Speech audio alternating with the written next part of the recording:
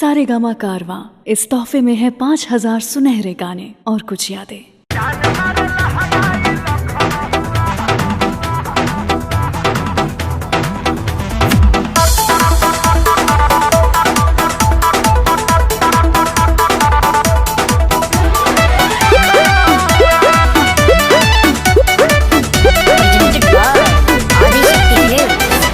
गली में गरदा गुड़ा बता चली मचला लइकन में खला बाली। अरे बाबू हाय गली में गरदा गुड़ा बता चली मचला लइकन में खला बाली।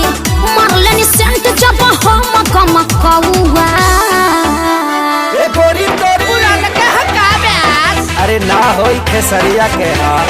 ए गोरी तोरी चुनरी बझल कौआ का जान मारे लहनाई लखन ए हटा हम का करी।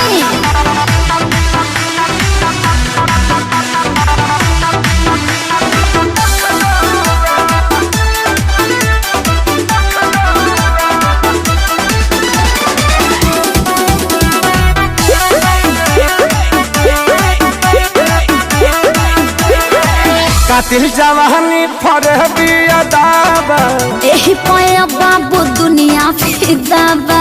गौवा जवाहर हिले शहर बाजार हिले ओए होए। तोहरे यादा पमोने यो पे बिहार हिले। साचो अरे हाँ हो विद्या कसम कातिल जवानी फरबिया दाबा लगता कि पी के आईना बड़ा जैसी पौवा। अरे मुंह महक रहा है हटिया। अरे रजनीगंधा तुलसी खाया है न रे। ए गोरी तोरी चुनरी बझल कौआ तो जान मारे लहनाई लखन चल हटा।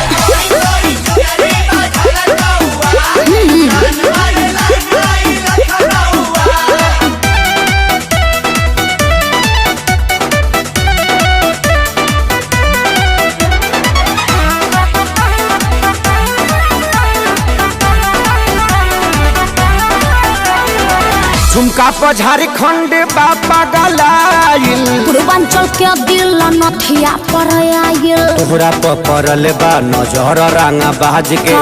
हरदी लगाहिले चिरई उड़न बाज के। अरे सब बुझाता पटना ले जाता का गनवा झुमका पर झारखंड बापा गलाइल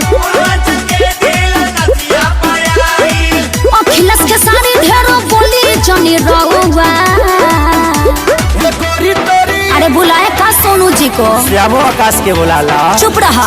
ए गोरी तोरी चुनरी बझल कौआ का जान मारे लहनाई लखन ओ नमन बा। अरे मुआ का presented by Adi Shakti Films। अरे पूरा इंडिया हिली बाबू खाली तू देखत जा। गली में गरदा गुड़ा पता चली मचला लइकन में खला बाली।